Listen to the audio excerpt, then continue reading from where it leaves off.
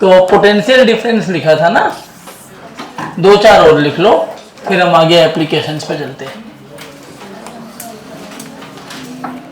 आज मस्ती मत करना, मैं एग्जॉस्ट हो चुका हूँ, 2 लेक्चर हो चुके हैं, तीसरा लेक्चर है मेरा। मैं चिल्ला सकता हूँ मैं।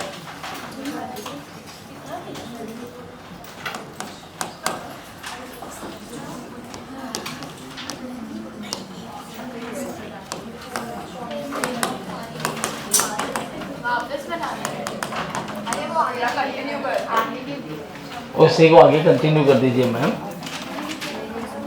2-4 और लिख लो काम वाले। हाँ हाँ हाँ, उसके अलावा कुछ नहीं लिखूंगा, परेशान मत हो, बस इतना ही। जैसे देखो क्वांटिटीज की बात करें तो हमने distance, displacement, speed, velocity, acceleration, force, linear momentum, work done, energy, angular momentum, pressure, ये सब लिख चुके हैं ना। कुछ और है क्वांटिटीज, उनके बारे में बात कर लेते हैं जो पूछे जाते हैं। पोटेंशियल डिफरेंस लिखा था लास्ट टाइम, अब हम आज पढ़ेंगे कैपेसिटेंस। कैपेसिटेंस को सी से दिखाते हैं। किससे दिखाते हैं? सी से। और इसका फार्मूला होता है Q charge is equal to C into V, या यहीं से निकल के आएगा C is equal to Q by V। Unit होता है कूलम पर वोल्ट, और SI में इसको बोलते हैं फैरड। माइकल फैराडे के नाम पे है ये फैरड। अब इसकी यूनिट लिखनी है, जरा ध्यान से देखो। सही डायमेंशन लिखना तो कैसे लिखेंगे? Q के लिए क्या होता है? AT। Potential difference last section में लिखाया था, क्या होता है बोलो? याद किया है? क्या होता है potential difference? ML2 T-3 A-1, यही था। ML2 याद रखोगे तो फायदा है, ये नहीं तो फार्मूला याद रखो। जब इसको लिखेंगे तो आएगा M-1 L-2 T4 A2 capacitance. Resistance कहाँ? 1 R। क्या हो गया, हंस क्यों रही है? रेसिस्टेंस कहां से आता है? ओम्स लॉ से। V is equal to I R, जहां से होता है I की वैल्यू V बाई आर। यूनिट क्या होगी? R की वैल्यू V बाई आई।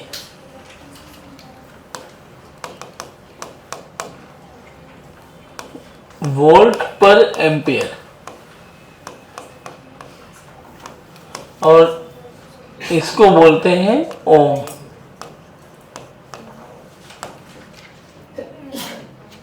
इसके लिए क्या लिखेंगे? पोटेंशियल डिफरेंस फिर से आया है, ML2 T-3 A-1 upon A। तो ये बनेगा ML2 T-3 A-2।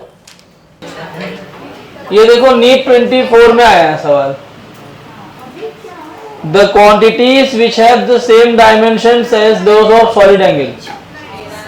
Solid angle में क्या डायमेंशन होता है?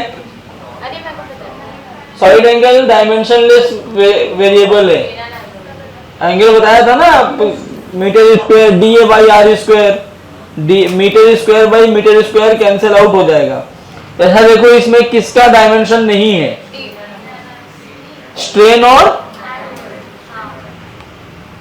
अरे वाह 4 नंबर मिल गया तुम लोगों को।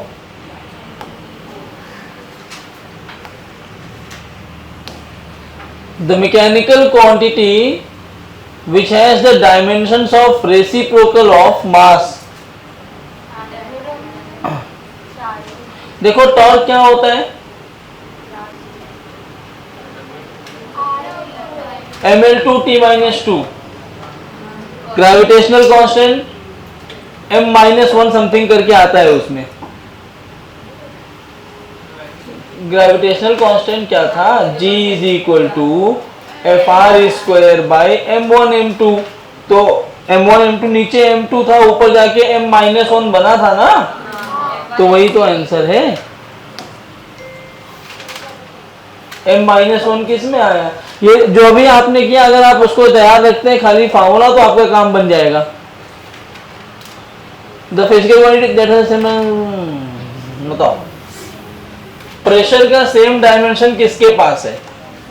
अब देखो ये देख रही है प्रेशर का डायमेंशन कहाँ लिखा है, मैंने ऐसा लिख दिया, खुद पढ़ पा रही है। फोर्स, फोर्स क्या होता है, mlt-2। प्रेशर क्या होता है, ml, पक्का ml-1t-2 है। देखो प्रेशर क्या है, ml-1t-2, तो ये तो नहीं हुआ। मोमेंटम क्या होता है, mlt-1, तो मोमेंटम भी नहीं हुआ। C,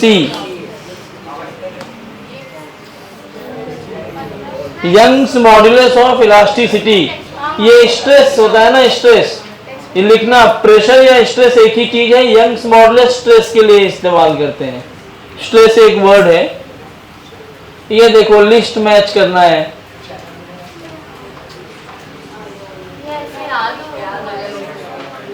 फार्मूला याद होगा तो चल जाएगा काम। ग्रेविटेशनल कांस्टेंट T M-1 वाला, A का 2। अब देखो इसमें मैं ऑप्शन को कैसे कैंसिल आउट कर सकता हूं, फोर्थ ऑप्शन नहीं होगा, सॉरी थर्ड ऑप्शन नहीं होगा। क्यों नहीं होगा, क्योंकि ग्रेविटेशनल कांस्टेंट में M-1 आता है, मतलब A का पक्का 2 वाला ऑप्शन है, C में नहीं है। तो अब A B D में से कोई एक। ग्रेविटेशनल पोटेंशियल एनर्जी, कोई भी एनर्जी होगी उसका डायमेंशन ml2t-2 होता है, तो B का ये 4 हो गया, तो B का 4 मतलब A या B, D भी हट गया, कोई एक और देख लो, काम बन गया। ग्रेविटेशनल पोटेंशियल, इलेक्ट्रिक पोटेंशियल का जो डेफिनेशन है, जो पोटेंशियल डिफरेंस लिखे वो क्या लिखे थे, पोटेंशियल डिफरेंस बराबर। अब चार्ज की जगह अगर उसी में मास लिख दिए होते तो क्या बनता, ml2t-2 by m, mm cancel, L2t-2 A, मतलब C का A ऑप्शन बी। ठीक है, ओरल क्वेश्चंस जो तुमने पढ़ा उसमें से ही अभी 3 लेक्चर किया है, ये देखो। अच्छा ये नहीं बता पाओगे, उसके तुम्हें भी बुक चाहिए होगा। देखो लास्ट में दिया होगा dimension, self inductance, magnetic permeability, electric permittivity, ये एप्सिलॉन नॉट है, ये तो हो नहीं सकता। मैग्नेटिक फ्लक्स दिखा, कौन किसका है, मैग्नेटिक परमियाबिलिटी। ठीक, देख के करना है, अभी नहीं कर पा रहे हो डरना नहीं, क्योंकि अभी मैंने पहले भी बोला था कुछ फार्मूले आपको अभी नहीं आते, और सब रट्टा नहीं मारना है, थोड़े थोड़े टाइम के साथ में फार्मूला आपको सीखते रहना है। Plane angle and side angle है dimensions but no units, no units and no dimension, both units dimension, units but no dimension. D, plane angle के बाद रेडियन होता है, सॉलिड एंगल के पास स्टेरेडियन होता है, लेकिन दोनों डायमेंशनलेस क्वांटिटीज हैं। ठीक है, ऐसे सवाल आते हैं पेपर में, और ये तुम्हारे सामने जो भी क्वेश्चंस मैंने दिखाए हैं ना, ये आपने क्या, डायमेंशंस ऑफ स्ट्रेस, अभी बताया मैंने, स्ट्रेस और प्रेशर एक ही चीज है। ml-1t-2 कहीं दिख रहा है, हर साल पेपर में एक क्वेश्चन आता है, हर बार तुम देखो, हर साल पेपर में देखते जाना, एक क्वेश्चन दिख जाएगा। 17, 16, 15, 15 दो आ गए, 14, 13, 12, दिख रहा है, हर साल एक एक क्वेश्चन आ रहे हैं। तो 10, हर बार एक क्वेश्चन आता है, और ये फ्री के नंबर काउंट होते हैं। जिनको नीट या जे टफ लगता है वो देख ले, हर बार एक क्वेश्चन आ रहा है, इस सब सवालों को सॉल्व नहीं करना होता, लो आंसर आ गया। हाँ, अच्छा, half epsilon not E square ना, एनर्जी तो एनर्जी डेंसिटी है, सॉरी सही करके मैंने गलत किया। एनर्जी पर यूनिट वॉल्यूम देखो ml2 T-2 upon L3, L2 है L3 L-1 सही है। ये अभी पढ़ाना बाकी है, आज यही सब करोगे ये सारे सवाल।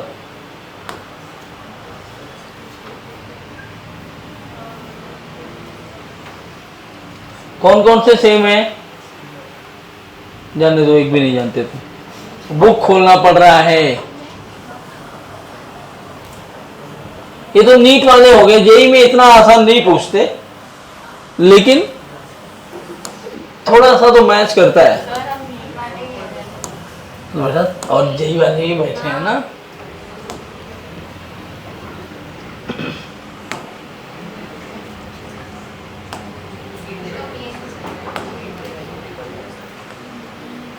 देखो 131 क्वेश्चन आया है, ये सब सवाल अभी करना बाकी है।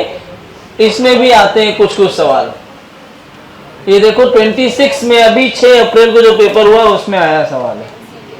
अभी आपको बताया मैंने बोल्ट्जमैन कांस्टेंट क्या होता है, ml2T-2 थीटा -1 लिखा है आपने।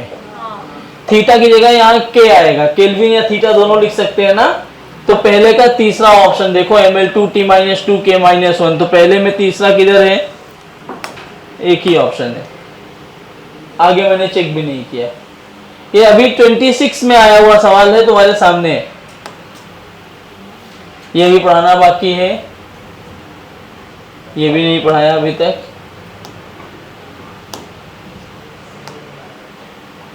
ये करने को तो कर लोगे, लेकिन अभी तुम प्रॉपर तरीके से अगर नहीं कर पाओगे तो परेशान मत होना। मैं तब भी बताता हूं तुम्हें क्या होगा। सरफेस टेंशन क्या होता है, MT-2 लिखवाया था, ml0T-2, तो बी का 2 ऑप्शन, बी का 2 ऑप्शन 2 में है, ए और सी। तो एक और देख लो, प्रेशर, प्रेशर क्या होता है, फोर्स अपॉन एरिया, ml-1T-2, सी का 3, बी का 2, सी का 3। ठीक है, तो कैसे कर रहे हो, इसमें क्या तुम्हें 2 मिनट लगेंगे क्या सॉल्व करने में। तो और हर साल तुम्हें यहाँ भी इवन हर शिफ्ट में क्वेश्चन मिलेगा। देखो 26 जेई मेंस चल रहा है, जेई मेंस 26 में 8 शिफ्ट हुए थे, सब में पेपर में आया क्वेश्चन, ये पहला शिफ्ट में आ गए। हर जगह तुम्हें क्वेश्चन मिलेगा, 26 के ही क्वेश्चन चल रहे हैं। देखो एक जैसे ही क्वेश्चन है, तो आपको अगर डायमेंशंस याद होंगे तो पूरा काम आप कर पाओगे। देख पा रहे हो, तो प्लीज जितना मैंने लिखवाया वो याद करो सारे। इसके अलावा आपको याद करने की जरूरत नहीं है, आप रेफरेंस के लिए बुक इस्तेमाल कर सकते हो। ठीक है, अब हेडिंग बनाओ, एप्लीकेशंस ऑफ डायमेंशन।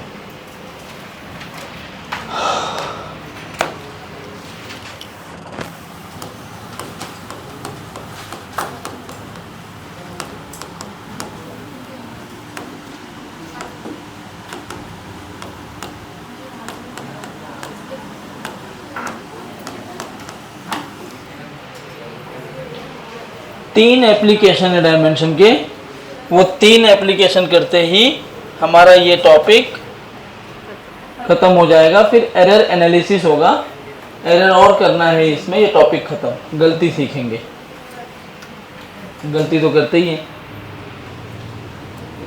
एप्लीकेशंस में पहला एप्लीकेशन क्या है,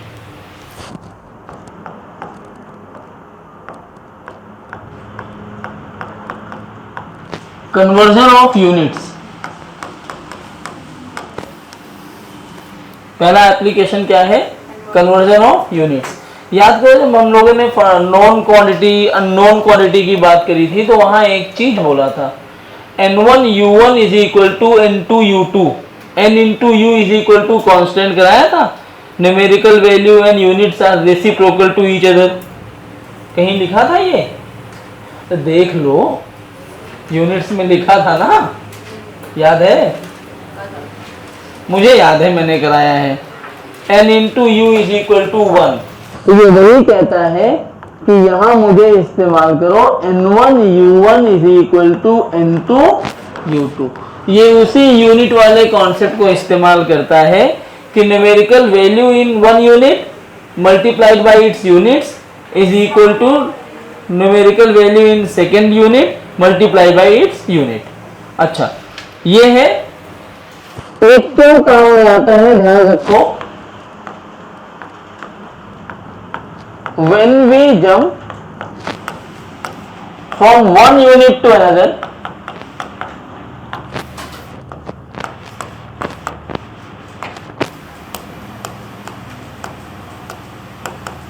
numerical value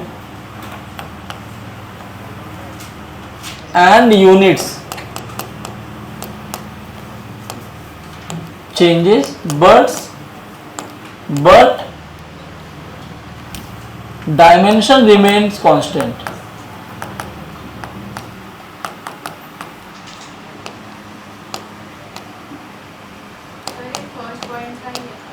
हाँ, तो ये उसका कॉन्सेप्ट है कि जब मैं एक यूनिट से दूसरे यूनिट में जंप मारूंगा तो न्यूमेरिकल वैल्यू भी चेंज होती है और यूनिट भी चेंज होगा, लेकिन डायमेंशन चेंज नहीं होता। ध्यान से देखो इसमें क्वेश्चंस कैसे आते हैं। अब ये इंपॉर्टेंट पार्ट की तरफ पहुंच गए हो तो प्लीज लिखने से ज्यादा देखने पे ध्यान दो। जैसे मैं आपसे पूछूं कन्वर्ट 1 न्यूटन इनटू डाइन। आपने सुना है डाइन क्या है? डायन सुना है? वही है ये। Dyne is the CGS unit of force. Newton is the MKS unit of force, SI unit जिसको बोलते हैं। न्यूटन एसआई यूनिट है और डाइन कौन है? डाइन है सीजीएस यूनिट। मतलब जब भी ऐसे सवाल आ जाए 1 न्यूटन को डाइन में कन्वर्ट करो, न्यूटन देखते ही आप समझ जाओ कि किसकी बात हो रही है? फोर्स की। किसकी बात हो रही है? फोर्स की। तो आप बोलोगे कि डायमेंशन ऑफ फोर्स क्या होता है? फोर्स की डायमेंशन बोलो, क्या डायमेंशन है फोर्स की? ml/t-2, यही डायमेंशन है ना फोर्स की। अब आपको क्या करना है, यहां आप देखिए एक सिस्टम है जिसमें n1 की वैल्यू 1 दिया है, और ये कौन सा सिस्टम है? न्यूटन है एसआई यूनिट, और ये कौन है? सीजीएस। एसआई यूनिट में m किसको रिप्रेजेंट करता है? मास। मास का वो क्या है? अरे वही यार, यूनिट, हाँ केजी। तो m1 की वैल्यू केजी पहले सिस्टम में m1। दूसरे सिस्टम में जाओगे तो मास किसको रिप्रेजेंट करता है? ग्राम को। तो यहां होगा m2 की वैल्यू ग्राम। 1 kg 1 ग्राम कर दो। L है, L किसको रिप्रेजेंट करता है एसआई में? लेंथ को। लेंथ की यूनिट है मीटर। L2 किसको रिप्रेजेंट करता है? सेंटीमीटर। T दोनों में सेकेंड्स को रिप्रेजेंट कर रहा होता है। क्या मैं सही बोल रहा हूं? कोई दिक्कत? आपको N1 दिया है, M1 M2 L1 L2 T1 T2 दिया है, और N2 पूछा हुआ है। क्या मैंने आइडेंटिफाई कैसे किया ये समझ में आया? इसको उठाओ। क्या हो गया उसको? दवाई ले लो, तब भी तो खराब है। अभी खाया क्या? सो जा। तो ये M1 M2 L1 L2 T1 T2 आपको पता है, N1 पता है, और N2 निकालना। मैं कैसे समझ, आपको समझ में आ रहा है? ये देख के न्यूटन क्या है और डाइन क्या है, जैसे वो समझ गया पूरा यूनिट में लिख पा रहा हूं। अब आगे कुछ करना नहीं है बच्चों, आपको ये फार्मूला लगाना है N1 U1 is equal to N2 U2। क्या लगाओगे आप? N1 U1 is equal to N2 U2। अब क्या करो, N1 की वैल्यू कितनी है? 1। U1 क्या होगा? सारे 1 वाले रखो। M1 L1 T1 minus 2। N2 U2 क्या लिखोगे? M2 L2 T2 minus 2। Correct? बस। अब देखो N2 निकालना है, 1 का कोई मतलब है क्या? लिख दो, नहीं मतलब है तब भी मैंने लिख दिया। क्या मैं ऐसे लिखूं M1 bye M2 L1 bye L2, यही N2 आएगा? बस। अब M1 क्या है? kg। M2 क्या है? ग्राम। L1 क्या है? मीटर। ये क्या है? सेंटीमीटर। T1 क्या है? T2 भी क्या है? अरे क्या ये मर गए क्या? जैसे ही मरे 1 एनीथिंग इज 1, तो ये हट गया। अब केजी और ग्राम काट सकते हैं क्या इनको? लेकिन एक तरीके से काट सकते हैं। अगर मैं 1 केजी को चाहूं तो 1000 ग्राम लिख दूं। 1 केजी में 1000 ग्राम ना, और ये ग्राम, ये मरे 100 सेंटीमीटर अपॉन सेंटीमीटर, ये भी मर गए। ये तो पहले मरा हुआ था। N2 क्या आया? 1 1 2 3 4 5 10⁻²। कैसे लिखते हैं? अभी पॉइंट यहाँ है, यहाँ लेके जाओगे तो नहीं, राइट से लेफ्ट जा रहे हैं, +5, लेफ्ट से राइट में माइनस लिखते हैं। 1 2 3 4 5। 1 न्यूटन में कितना डाइन? खत्म। समझा? ओहो, 1 न्यूटन। ठीक है, एक और सवाल। कन्वर्ट 1 जूल इनटू अर्ग। ये किसका यूनिट है? वर्कडन। किसका यूनिट है? वर्कडन का डायमेंशन क्या होता है? ml2t-2। जूल कौन सा यूनिट है? SI। अर्ग कौन सा है? CGS। ट्राई करो, ये नोट कर लो फिर ट्राई करो। कौन था? क्या हो गया? लिखो जरा। मैं क्या? हाँ, N1 दिया है 1। कैसे समझा? 1 न्यूटन था। मैंने कहा ये फोर्स है तो डायमेंशन क्या होगा? mlt-2। क्या होगा डायमेंशन? mlt-2। अब SI यूनिट था तो मैंने कहा यार MSI में किसको रिप्रेजेंट करता है?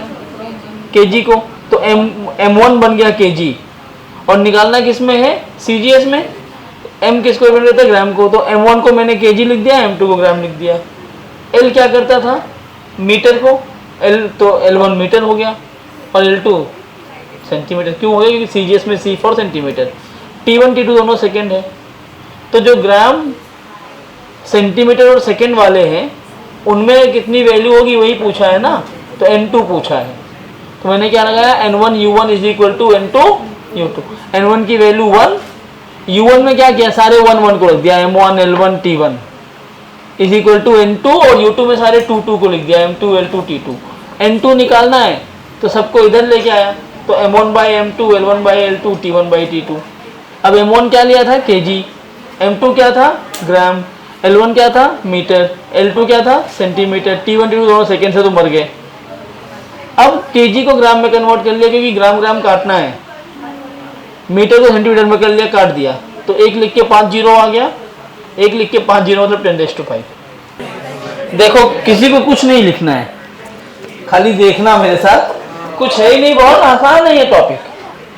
तुम लोग डरो मत, इससे आसान टॉपिक कोई नहीं है, मजे लेना है। अब तुम्हें इतना याद रखना होता है, जूल है तो work done, the SI unit of work done is joule. तो ये किसका यूनिट है?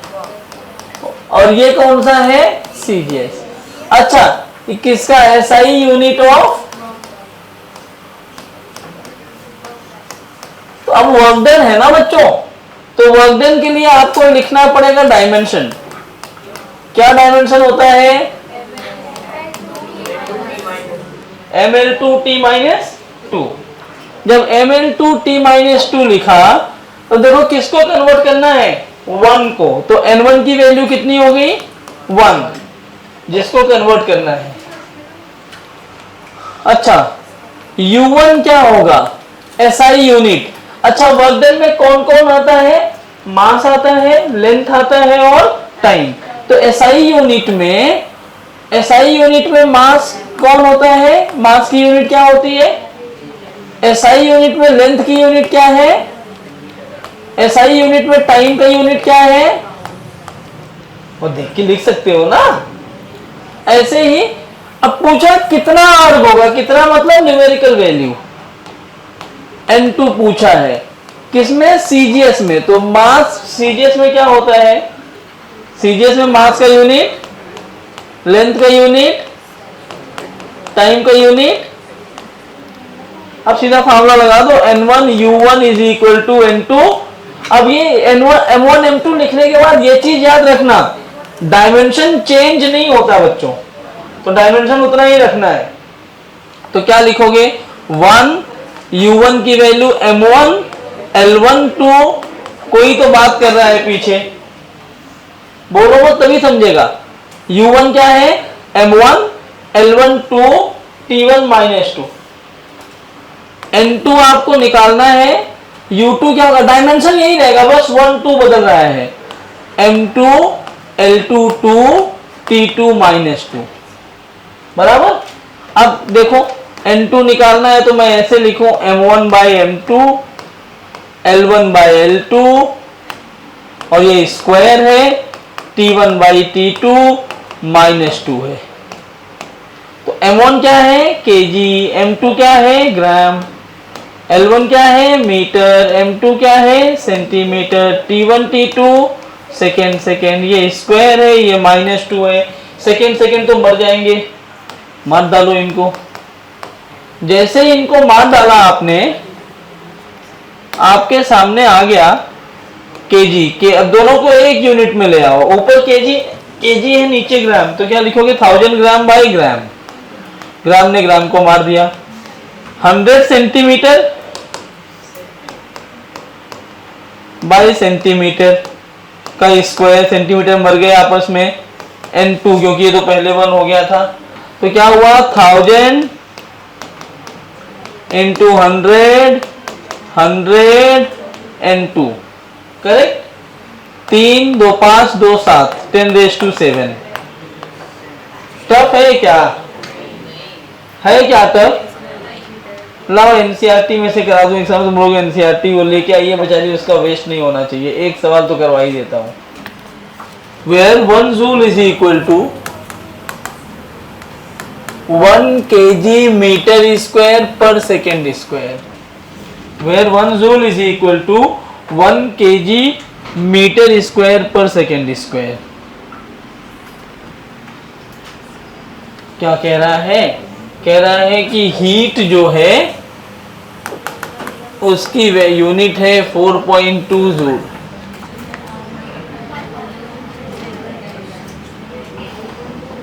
क्या इसको तुम बोल सकते हो 4.2 kg मीटर स्क्वायर पर सेकेंड स्क्वायर, ये हीट दिया हुआ है। अब कह रहा है सपोज वी एम्प्लॉय, लिखो suppose we employ a system of unit, suppose we employ a system of units, suppose we employ a system of units in which the unit of mass equals alpha kg, in which the unit of mass equals alpha kg, alpha जानते हो ना, ऐसे comma, the unit of length equals beta metre.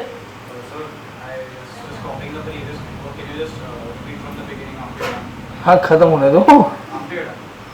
The unit of length equals beta metre and the unit of time is gamma seconds, and the unit of time is gamma seconds.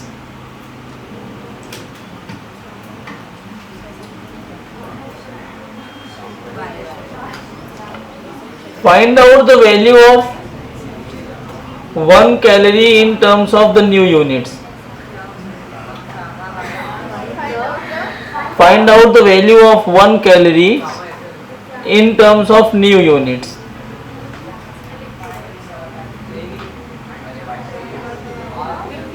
One calorie in terms of new units. हाँ sir, Smith repeat करो। A calorie is a unit of heat A calorie is unit of heat and it equals about 4.2 joule. And it equals about 4.2 joule, where 1 joule is equal to 1 kg meter square per second square, equals 1 kg meter square per second square. लिखा. Suppose we employ a system of units. Suppose we employ a system of units in which the unit of mass equals alpha kg, in which the unit of mass equals alpha kg, unit of length becomes beta meter, and unit of time is gamma seconds. देखो आओ मैं समझाता हूं. क्या कह रहा है कि जो कैलोरी है ना, वो 1 कैलोरी जो है, कैलोरी यूनिट है हीट की. पहली चीज तुम्हें बता रहा है कि एक कैलोरी जो है वो हीट की यूनिट है, और हीट जो है कैलोरी किसके बराबर है? 1 कैलोरी इज 4.2 जूल, और 1 जूल की वैल्यू दिया है. बहुत घुमाया है खाली क्वेश्चन. वो क्या कह रहा है? उसने आपको बेसिकली ये बोला है कि हमारे पास क्या है? 1 कैलोरी. ठीक है, पहला सवाल यही दिया है. फिर आपको बोल दिया है कि भाई एक कैलोरी होता क्या है ना, it is equal to 4.2 joule. लेकिन आगे आपको ये भी बता दिया है कि 1 जूल की वैल्यू है 1 kg मीटर स्क्वायर पर सेकेंड स्क्वायर. ये क्यों दिया पता है? ताकि आप डायमेंशन आसानी से लिख पाओ. तो ये देयरफॉर 1 कैलोरी तुम्हें दे रखा है 4.2 kg मीटर स्क्वायर पर सेकेंड स्क्वायर. इतना समझ में आया क्या आपको? यहां तक किसी को दिक्कत? कह रहा है ये पहले होता है, ये कंफर्म है कि इतना होता है, लेकिन अभी एक नया यूनिट ले लिया जिसमें मास को कौन दिखा रहा है? Alpha KG. लेंथ को कौन बता रहा है? Beta metre. टाइम को कौन बता रहा है? Gamma seconds. अब एक बात बताओ, हीट की बात किया है ना ये, तो सबसे पहले हीट मतलब डायमेंशन. डायमेंशन क्या लिखोगे इसके लिए? ये क्या है? केजी. केजी के लिए dimension M. Very good. Metre square के लिए L2, और ये T-2. क्या डायमेंशन मिल गया आपको? अब आपको टू देना है. कितनी दी है? 4.2. N2 में आपको पूछा है 1 कैलोरी कितना होगा, मतलब N2 की वैल्यू आपसे पूछी है. M1 क्या दिया है? केजी. M2 क्या दिया है? अल्फा केजी, नया वाला यूनिट. समझ पा रहे? क्वेश्चन पढ़ के ब्रेकडाउन करना सीखो. L1 क्या दिया है? मीटर. L2 क्या दिया है? Beta metre. T1 क्या दिया है? सेकेंड्स. T2 क्या दे रहा है? Gamma second. समझा क्या? बस N1 U1 is equal to N2 U2. तो N1 की वैल्यू 4.2, U1 हो जाएगा M1, L1 to T1 -2, N2 निकालना है M2, L2 टू T2 -2. हाँ या ना? सही है. अब आगे देखो, 4.2 M1 bye M2, L1 bye L2 का स्क्वायर, T1 बाई T2 पर -2 इज इक्वल टू N2. यही पूछा है बच्चों. खत्म हो गया सवाल. देखो M1 kg है और ये कितना है? Alpha kg. kg ने kg को मार डाला. मीटर अपॉन बीटा मीटर का स्क्वायर, ये भी मरे. T1 T2 second upon gamma seconds, ये भी मरे. -2 N2. 1 बाय अल्फा को क्या मैं अल्फा -1 लिख सकता हूं? बराबर. दूसरा ये क्या बना? 1 बाई बीटा स्क्वायर, क्योंकि 1 का स्क्वायर तो 1 ही होता है. ये क्या बनेगा? 1 by gamma two the power -2. देख बेटा, 4.2 अल्फा इनवर्स, बीटा स्क्वायर ऊपर जाएगा, बीटा रेज टू -2 और गामा स्क्वायर. टफ था क्या? खाली उसको डिकोड करना था। कभी भी क्वेश्चन देख के घबराओ मत, डिकोडिंग समझो क्वेश्चन कह क्या रहा है, एक एक सेंटेंस पढ़ो और उसको डिकोड करने की कोशिश करो, अपने आप आने लगेगा। ओके, छाप डालिए। This was the first application, conversion of unit.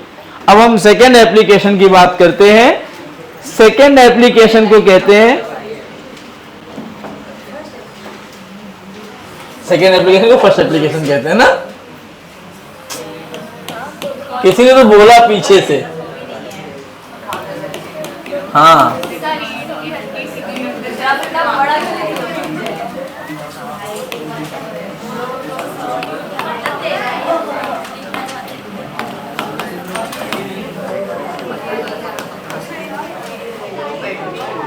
To check the correctness of an equation, चलो second application, to check the correctness of an equation, to check the correctness of an equation. Dimension से हम ये check कर सकते हैं कि कोई भी इक्वेशन करेक्ट है कि नहीं। क्या चेक कर सकते हैं? कोई भी इक्वेशन करेक्ट है कि नहीं। कैसे चेक करते हैं? इधर देखो, ये कहता है कि the dimension of all the terms in an equation must be equal। Term का मतलब समझते हो? टर्म किसको बोलते हैं? टर्म का मतलब होता है, तू भी बीमार है क्या? तो टर्म का मतलब समझते हो? x1 प्लस x2 में कितने टर्म्स हैं? x1 x2 में कितने हैं? इसमें एक है। टर्म्स जो होते हैं वो प्लस और माइनस से अलग होते हैं। कैसे अलग होते हैं? प्लस और माइनस से। अब बच्चों लेकिन देखो, ये क्या कह रहा है कि कोई भी इक्वेशन तभी करेक्ट होगा जब उसके सारे टर्म्स कैसे होंगे? सारे टर्म्स का डायमेंशन इक्वल होगा। अब लेकिन इसमें एक प्रॉब्लम भी है। क्या प्रॉब्लम है? डायमेंशंस की लिमिटेशंस याद है आपको? कांस्टेंट के बारे में कुछ नहीं बताता, लॉग के बारे में कुछ नहीं बताता, साइन के बारे में कुछ नहीं बताता, है ना। ट्रिग्नोमेट्रिक फंक्शन मतलब एक्सपोनेंशियल फंक्शन के बारे में कुछ नहीं बताता, इंटीग्रल फंक्शन आए तो भी कुछ नहीं बताता। तो इतनी सारी चीजों में तो कुछ बोल ही नहीं रहा है वो। तो अगर ये सारी चीजें आ गई तो कभी डायमेंशन तो मैच करेगा ही नहीं, डायमेंशन मैच करेगा, लेकिन इक्वेशन सही हो इसकी कोई गारंटी नहीं होगी। फॉर एग्जाम्पल, अगर मैं आपसे पूछूं कि देखना, check the correctness of following equations. अब एक एक इक्वेशंस की मैं बात कर रहा हूं। Equation number 1, v is equal to u plus a t. ये क्या है? काइनेमेटिकल इक्वेशन है, फर्स्ट इक्वेशन, करेक्ट। दूसरा इक्वेशन में दे रहा हूं v is equal to u plus 380। दो इक्वेशन लिख दिए। कौन सा सही है? आप जानते हो पहला वाला सही है फिजिक्स के अकॉर्डिंग। अगर मैं डायमेंशन के अकॉर्डिंग देखूं तो इसमें ये डायमेंशनली करेक्ट है कि नहीं, वो मुझे चेक करना है। If the equation is dimensionally correct, यहां पे लिख दो।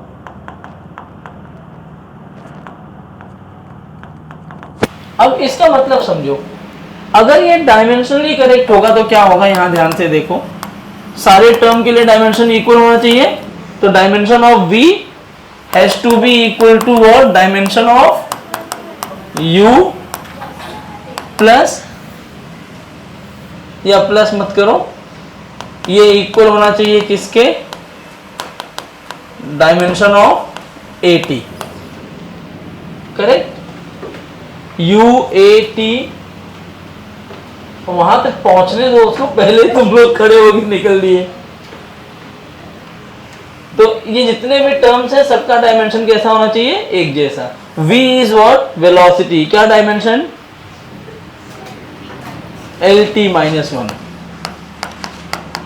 u क्या है, वेलोसिटी, डायमेंशन a क्या है, क्या डायमेंशन है, lt माइनस 2, t क्या है, टाइम। जरा इसको सॉल्व करो, क्या lt माइनस 1, जरा देखिए v का डायमेंशन lt माइनस 1, u का डायमेंशन भी lt माइनस 1, at का डायमेंशन भी lt माइनस 1। तो क्या ये डायमेंशनली करेक्ट है, yes. Since the dimension of all the terms are equal, that is why it is dimensionally correct, और it is correct as per the physics also, as per the physical equations, ये उसमें भी correct है। अब ये देखो, इसमें अगर देखा जाए तो dimension of v has to be equal to dimension of u has to be equal to dimension of 380, correct. तो v का इक्वेशन क्या होगा, v के लिए डायमेंशन होगा lt माइनस 1, u के लिए भी क्या डायमेंशन होगा 380 में बच्चों 3 तो डायमेंशनलेस कांस्टेंट है ना, तो 3 हट जाएगा। 80 के लिए dimension lt minus 2 into T, मतलब ये बन गया lt माइनस 1, ये भी lt minus 1, it is again lt minus 1। तो डायमेंशनली तो ये भी करेक्ट है। ये कैसा है,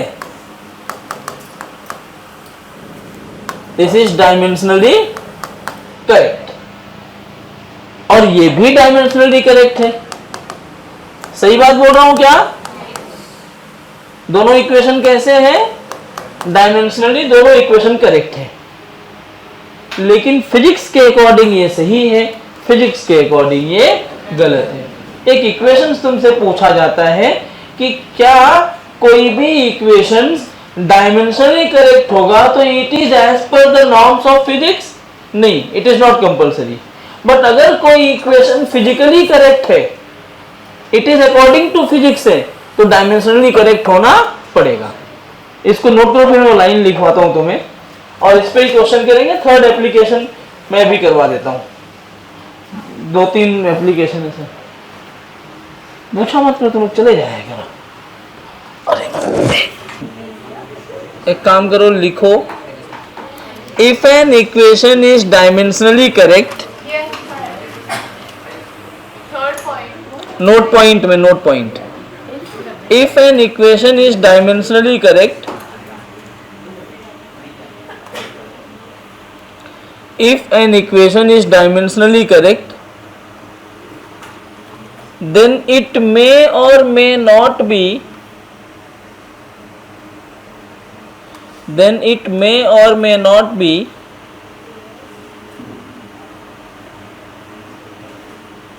as per the laws of physics, is may or may not be following the law of physics, ठीक है। बट ऐसा अगला पहला चेंज करके लिख लेना तो याद रहेगा। But if an equation is following the laws of physics, but if an equation is following the laws of physics, if an equation is following the laws of physics,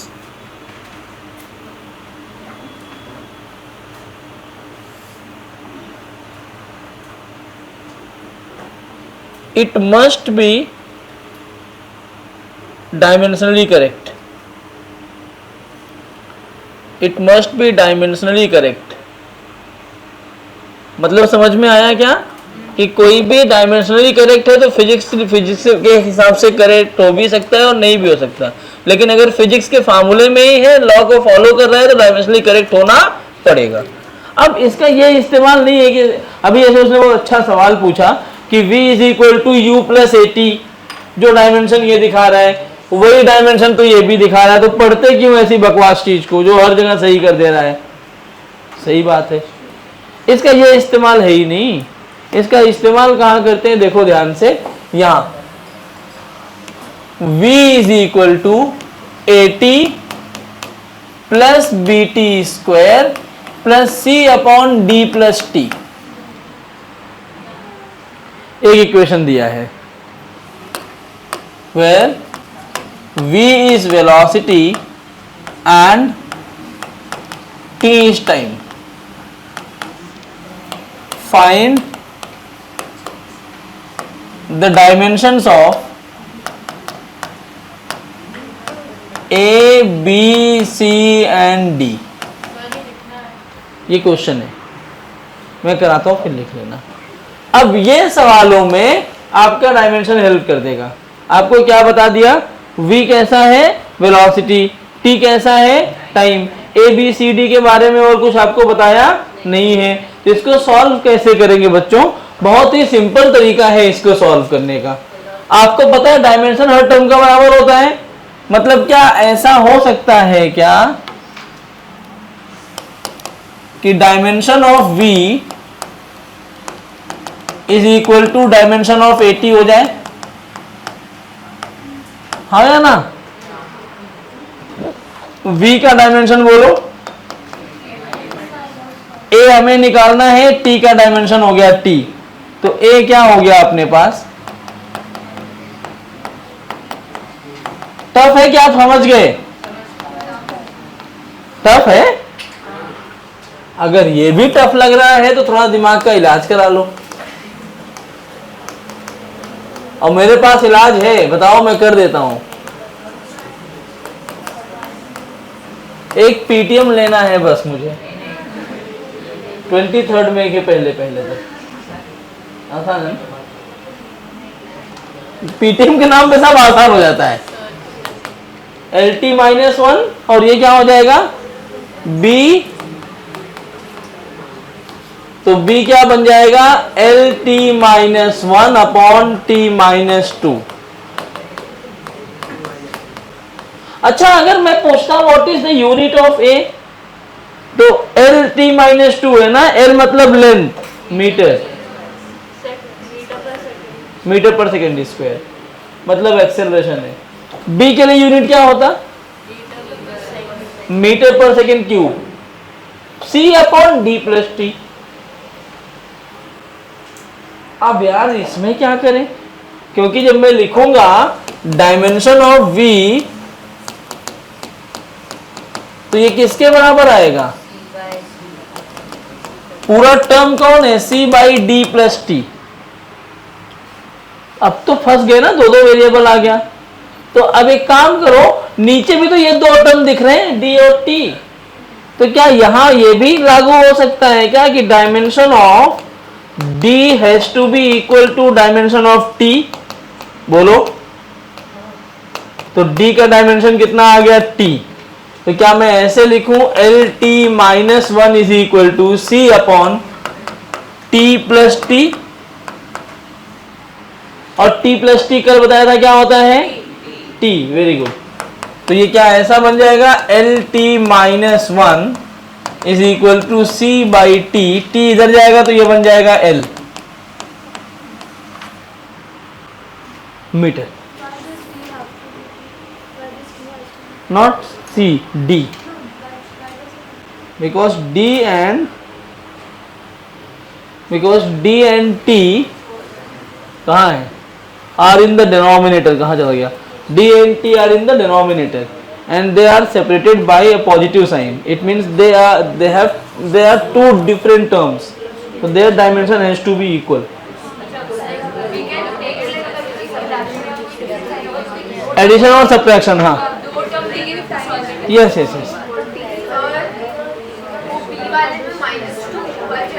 हाँ मैम, कहाँ ये, अच्छा BT स्क्वायर है ना, very good, इसको note करो, दिमाग लगा रही है, अच्छी बात है। ये सेकेंड इक्वेशन है ना मैम, ABCD की वैल्यू निकाल रहे हैं। ये देखो, the potential energy of a pipe, 26 का इक्वेशन है, 26 का, अभी 6 अप्रैल का, मतलब बहुत दिन हुआ नहीं, जिस दिन तुम्हारा बैच चालू हुआ उसी दिन ये पेपर हुआ। The potential energy of a particle changes with distance x from a fixed origin as v is equal to this, where a and b are constant with appropriate dimensions. The dimension of a b are, क्या आप try करेंगे? a और b का dimension पूछा है, v तुम्हें बता रहा है पोटेंशियल एनर्जी है, x क्या है? डिस्टेंस।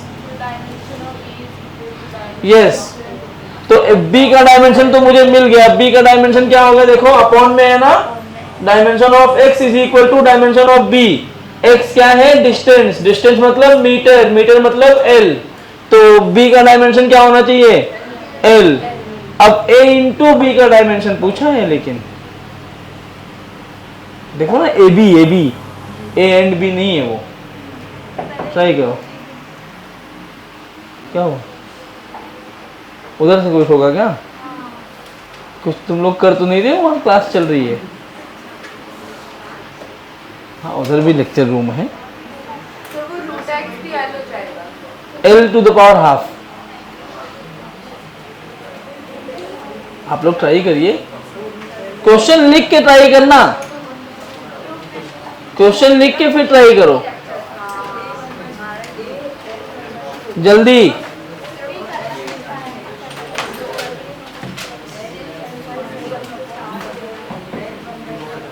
अब ऐसा लिखना, v is equal to a root x upon, सुन लो, ऐसा लिखो, v is equal to a root x upon x plus b, where v is potential energy, x is distance. The dimension of AB is, या find the dimension of AB.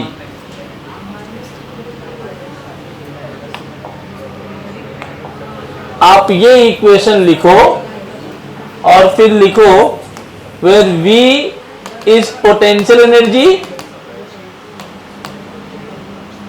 x is distance, find the dimension of a b. इससे क्या होगा? तुम्हारा time बचेगा। ये question है तुम्हारे लिए, पूरा लिखने से बेहतर है। आगे चाहिए तो लिख देना JEE mains 2026।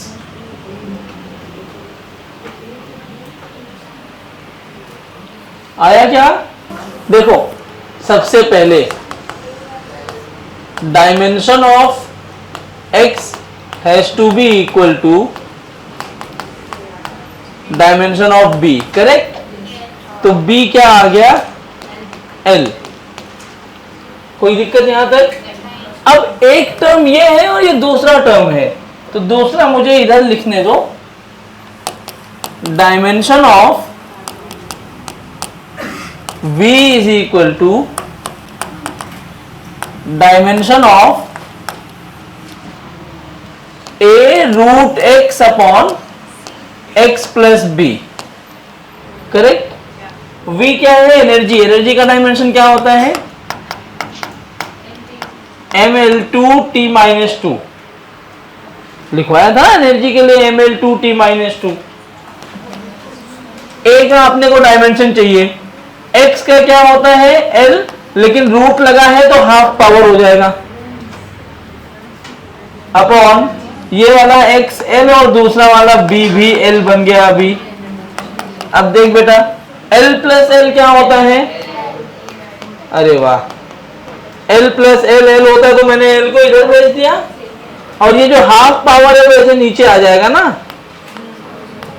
L to the power half is equal to a, correct? देखो जरा, एम एल 3 माइनस हाफ, ये ऐसा बन जाएगा ना, ml3t माइनस 2, ये ऊपर जाएगा तो l का पावर माइनस हाफ, तो जब 3 माइनस हाफ करोगे तो 5/2, तो a आ गया अपना ml to the power 5/2 t minus 2। समझ में आया? आपसे क्या पूछा है? AB, तो AB का डायमेंशन क्या होगा? ml to the power 5/2 t minus 2 into l।